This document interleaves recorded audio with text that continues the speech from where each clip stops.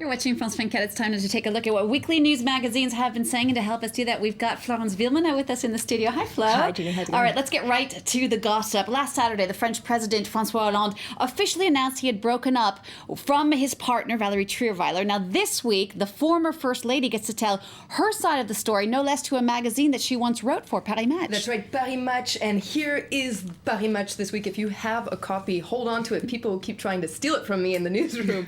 And here she is. She talks to Paris Match this week with this quote: "When I found out, it was as if I had fallen off a skyscraper." Now, according to Paris Match, life goes on for the former First Lady, and they have photos of her recent humanitarian trip to India. Now, it was supposed to be an official trip for the First Lady, but she says that, even though she's not the First Lady anymore, she's going to continue working for these charities that she keeps close to her heart. She says that it was power that destroyed her relationship with Hollande, and insisted on the fact that if he hadn't been elected president, they would probably still be together. But as I said, inside Paris Match, she says, just because I'm no longer First Lady, it doesn't mean that my life has stopped, and she vows to use this opportunity, use the fact that she's in the spotlight right now to raise awareness about those charities that I was telling you about, especially charities regarding children across the world.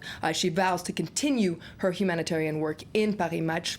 Nouvel Observateur is also taking a look at the breakup that everyone's talking about this week. They talk about the secrets of an intimate reshuffle, so kind of like a cabinet reshuffle, but this is just a couple reshuffle. And it says that, this breakup put an end to their story, but according to Nouvel Obs, it was far from a rosy relationship. All right, a lot of other magazines this week are focusing on the continued unrest in Ukraine. That's right. Paris Match once again calls it the Battle of Kiev, and there's some very impressive photos in Paris Match this week of that violence in the streets of Kiev. Violence has really gone up a notch. According to Paris Match, the city center has turned into a war zone, and there's, as I said, some very impressive photos. For instance, here you can see a priest standing between demonstrators and the police, and Paris Match points out that religious leaders across the country are trying to unite to bring peace to the streets of Kiev. Now, Courrier International is really focusing on Ukraine this week, talking about the anger of the people, and inside it points out that Ukraine is teetering between a radical change in society and a more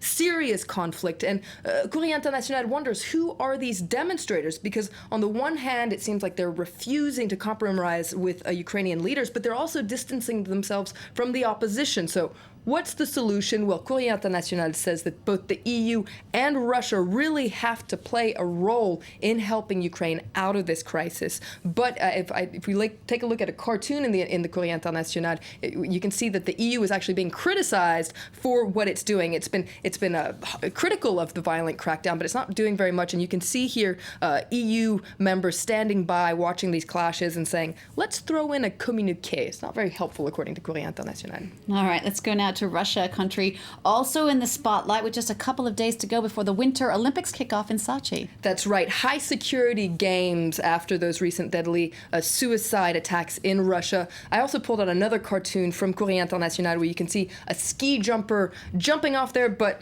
he's protected by armed security guards also jumping. So that's clearly going to be a big issue at the Olympics. Now, L'Express points out that even though the Olympic Games don't really begin until next week, there's already a clear winner, and that is Vladimir Putin, and there he is on the front page of L'Express, Putin superstar, and inside there's some great photos of Vladimir Putin, including one of him on a horse. Now, it points out that just 18 months ago, Putin appeared to be weakened as the result of allegations of voting fraud, and there were demonstrations, etc. But he's really used the Olympics to really show that he's the one in power, to secure his own power, and to rid himself of rivals. So this is a very interesting article on the Putin system.